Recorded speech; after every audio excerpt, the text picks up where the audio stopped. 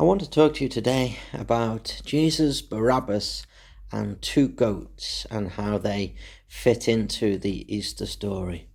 First of all, I want you to think back to the Day of Atonement.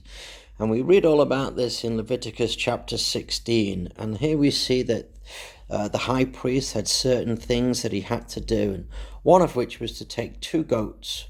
One goat was to be killed and the blood sacrificed on the altar in the Holy of Holies, and the other goat was to be released into the wilderness, and that was the scapegoat, and that goat would die sometime later on in obscurity.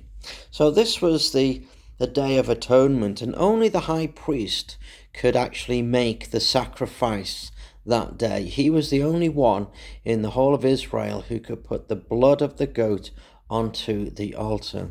Now it's very interesting in the Bible in Hebrews chapter 3 and verse 1 that Jesus is called our high priest. So that links in beautifully with the Day of Atonement. You know, just as the day on the Day of Atonement, the high priest could put the blood of the goat onto the altar, Jesus himself could put his own blood as our high priest onto the altar of the cross. Isn't that wonderful? We can see the parallel here between the Day of Atonement and the day of crucifixion.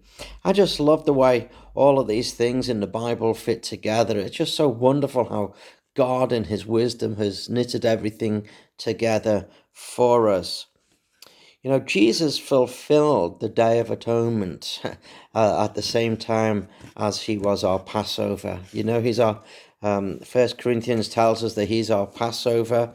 And of course, we also know that he's a fulfillment of the Day of Atonement. In fact, Jesus said in Matthew 5:17 that he didn't come to abolish the law, but he came to fulfill the law. And of course, he did that ultimately through his death and resurrection.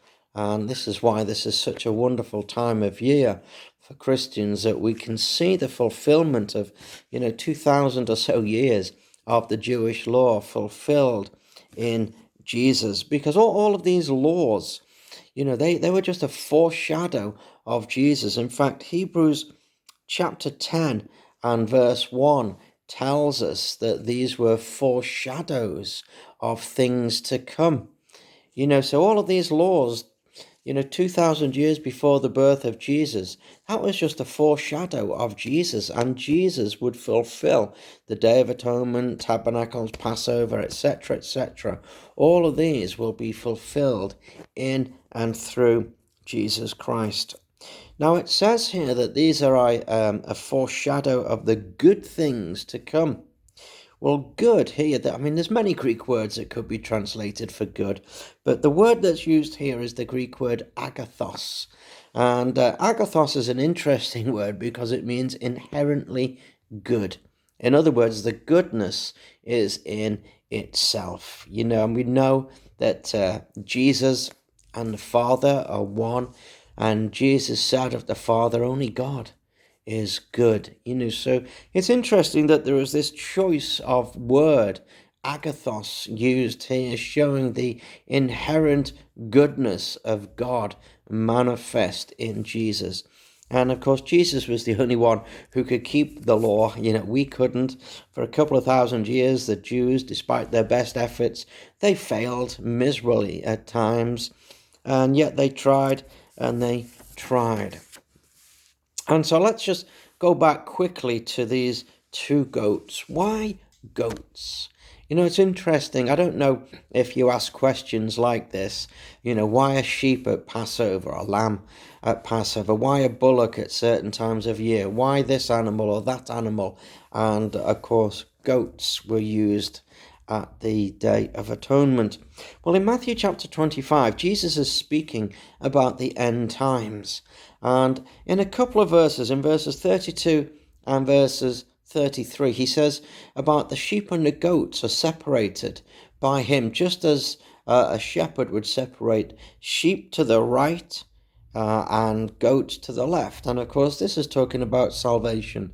Sheep equals saints who get saved, and goats equals sinners who go to hell. And so it's interesting when goats were used, you see, this goat representing sin, representing Jesus taking upon himself the sin of the world. So you can see how this is all linked together. Jesus, the Day of Atonement, the goat, Jesus being the high priest. The high priest was the only one who could shed the blood. And, Jesus gave himself willingly as a sacrifice. His life wasn't taken, it was given. So goats were used at the Day of Atonement, symbolizing sin and what is to come and be fulfilled by Jesus. Now let's get back to what I said about 5 minutes or so ago about Barabbas, Jesus, and the two goats. In Mark's Gospel and chapter 15, in fact, from verses 6 to 15 of Mark chapter 15, we read the account of Pilate. And he wanted to free Jesus because he didn't see anything in him that was worthy of death. But the people shouted for Barabbas. And then, as we know, Jesus was crucified. You see, in this, I see a fulfillment of the Day of Atonement. There was these two people, Barabbas and Jesus, representing the two goats. One of the goats was set free to go into the wilderness, into obscurity, never to be seen of or heard of again, and that's Barabbas. And then, of course, we have Jesus, who was killed, sacrificed, and his blood obviously was shed for all of us. And as we've already seen, his blood was upon the cross, and that's symbolic of the altar back in the Old Testament at the time of the Day of Atonement. So it's almost like Barabbas was the goat that was set free, and Jesus was the goat that was sacrificed. Why? The blood shed for the forgiveness of sins. And so Jesus, like the goat sacrificed for the forgiveness of the sins of the world, was done at Passover. Why? Because as we've already seen, Jesus came to fulfill the law. All of the law, all of the feasts, etc. are fulfilled in Jesus. Isn't that wonderful? That's good news for us today as Christians. I hope that this little message, 7-8 minutes or so, has just given you a little bit of a flavor, a little taster, so that you can go and look at these things in a lot more detail for yourself. God bless you.